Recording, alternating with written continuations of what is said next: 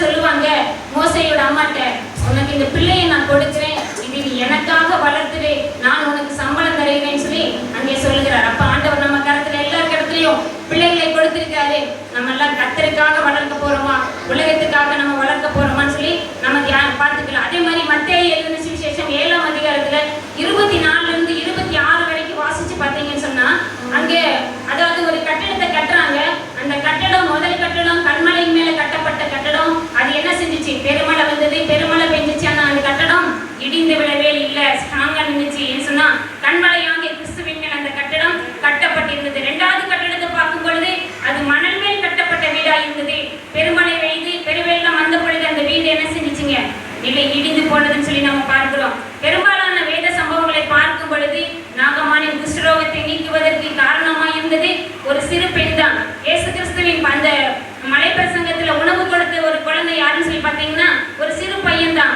அதே மாதிரி ஏசப்பா 12 வயசுலதான் தேவாலயத்துல எல்லாருடைய வேத பாரகர் பரிசேயர் ஆயுதார்கள் மத்தியிலே பிரசங்கம் பண்றாரு. அவருடைய பிரசங்கத்தை கேட்ட எல்லாருமே ஆச்சரியப்பட்டாங்க. அப்ப அவருக்கு வயசு 12. இன்னைக்கு நம்முடைய பிள்ளைகள் எத்தனை பேர் வசனத்துல வளர்ந்துருக்காங்க, வேதத்துல வளர்ந்துருக்காங்க, ஆண்டவருக்கு பயப்படுகிற பயத்துல வளர்ந்துருக்காங்கன்னு சொல்லி நீங்க எல்லாரும் யோசிச்சுக்கங்க. தயவு செய்து எல்லாரும் இனி வருகிற நாட்கள் ரொம்ப கொடிய காலம்.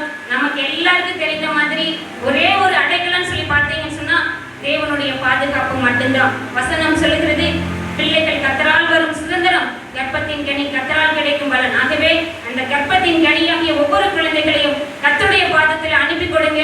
நாங்க வசனத்தாலும் ஜெபத்தாலும் துதியினாலும் அந்த பிள்ளைகளுக்கு ட்ரைனிங் கொடுக்கிறோம். கண்டிப்பாக இந்த நாட்கள் இல்லாவிட்டாலும் பின் நாட்களிலே பிள்ளைகள் கர்த்தருக்காக எழும்புவார்கள். கர்த்தர் தாமே ஒவ்வொருவரையும் ஆசீர்வதிப்பாராக. ஆமென். தேங்க்யூ அக்கா. நம்ம திருவசனத்தை கேட்கலாய் மாத்திரமல்ல அதன்படி செய்களாய் இருக்க வேண்டும். இப்பொழுது நாம் கேட்டிருக்கிறோம். வருகிற வாரங்களில் பிள்ளைகளை அனுப்பி தருவோம் சண்டே கிளாஸுக்கு. தேவன் மகிமைப்படுவார். இப்பொழுது தேங்க்ஸ் கிவிங் டைம். நம்முடைய மத்தியில் இருக்கிற அருமை ரோசிக்கா நன்றி சொல்லி தேவநாமத்தை மகிமைப்படுத்துவார்கள். ஆண்டவராகிய இயேசு கிறிஸ்துவின் நாமத்துக்கு மகிமை உண்டாவதாக. இந்த நாங்கள் ரொம்பலாம் ரிஸ்க் எடுக்கல. ஞாயிற்றுக்கிழமை மட்டும்தான் இந்த சின்ன பிள்ளைகளுக்கு நாங்கள் ட்ரைனிங் கொடுத்தோம். ஆனாலும் இந்த அளவு இவங்ககிட்ட நாங்கள் எதிர்பார்க்கல. ஏன்னா அந்த சத்தியத்தை அவங்களுக்குள்ள ஊட்டி நாங்கள் வளர்த்துனதுனால அவங்கவுங்களுக்கு கொடுக்கப்பட்ட கேரக்டர் நல்லபடியாக அவங்க செஞ்சு முடிச்சாங்க. ரொம்ப சந்தோஷமா இருக்கு. நாங்கள் விதையை மட்டும்தான் போடுறோம். விதை செய்கிறவர் ஆண்டவர். விதை மரமாகி அது காய்த்து அது கனி கொடுத்து மீண்டும் அதை என்ன பண்ணும்? விதையாக மாறும்.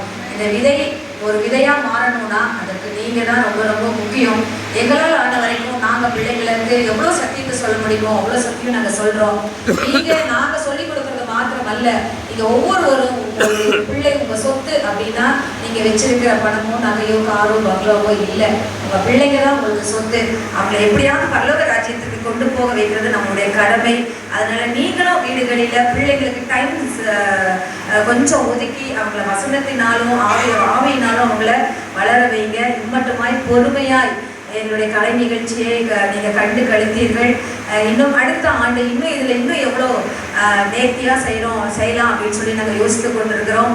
மட்டுமா எங்களுக்கு இந்த வாய்ப்பை கொடுத்த முதலாவது என் தேவாதி தேவனுக்கு நான் கோடான கோடி நன்றிகளை ஏறிடுகிறேன். அடுத்தபடியாக நம்ம சபை ஆயருக்காகவும் நம்ம நாங்கள் வாழ்த்துக்களை நன்றிகளை தெரிவித்துக் கொள்கிறோம்.